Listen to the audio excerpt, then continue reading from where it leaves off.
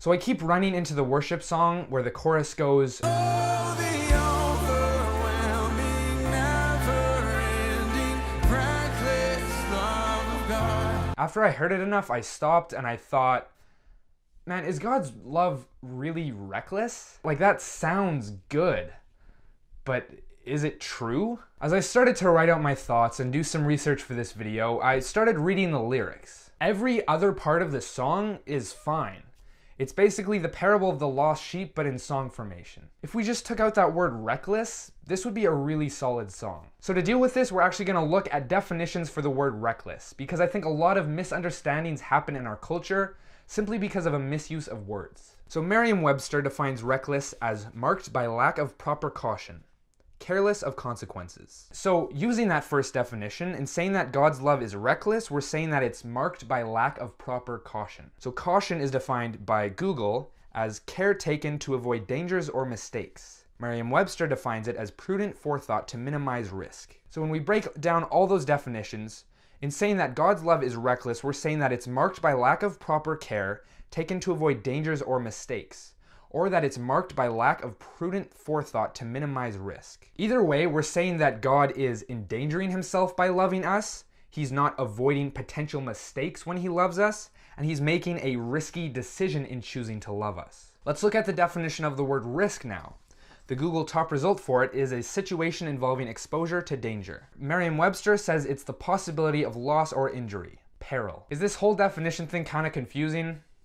If so, that's pretty understandable. I went pretty far down the rabbit trail. Maybe you disagree with the definition of reckless I chose, and you think that if I chose another one, that I would have gotten a different result. Any way you try to spin it, if you look at any credible definition for the word reckless, it boils down to risking loss or endangerment, or potentially making a mistake. So really, in saying God's love is reckless, we're saying he can put himself in danger, make mistakes, or lose something he has. None of these are things that God can actually do.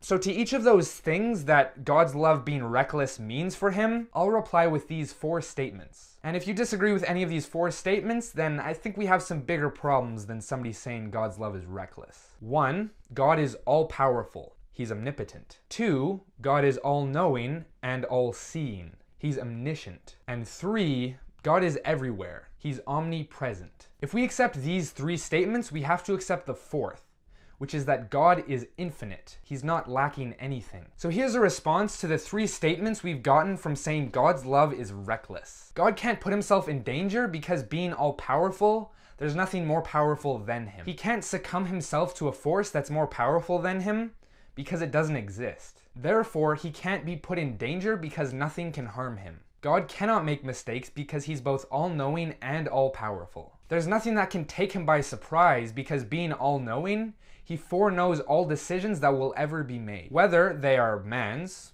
or his own. God cannot lose something because being infinite, he has everything. He's not in need or dependent on anything. He's completely self-sufficient. To sum this whole problem up into one sentence is to say that calling God's love reckless is wrong because it humanizes him in a way that he wasn't meant to be humanized. This whole thing is extremely serious. It's for the most part unintentional, but it's an incredibly incorrect teaching on God's character. It's actually pretty unfortunate because the rest of the song is actually fairly solid. But unless you're gonna remove that one word from the chorus, stop playing this song and stop singing it. That's harsh, but it's also how serious God's character is. If you disagreed with this video, or you're not sure where you stand, or you want to hear more, following the release of this video, I'm going to release another video where I preemptively address 3 objections I think could be made at what I just said. So hopefully, see you then. Last video's featured comment is by Johnny Boy, who said, "Your annotations didn't work."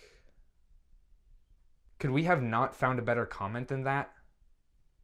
Oh, that was the only one? Okay, I guess just roll with it. As always, my favorite comment from this week's video will also be featured in the next one. Now, if you're new here, here are some more videos you could watch, and I'm gonna put a subscribe button right there. Catch you later.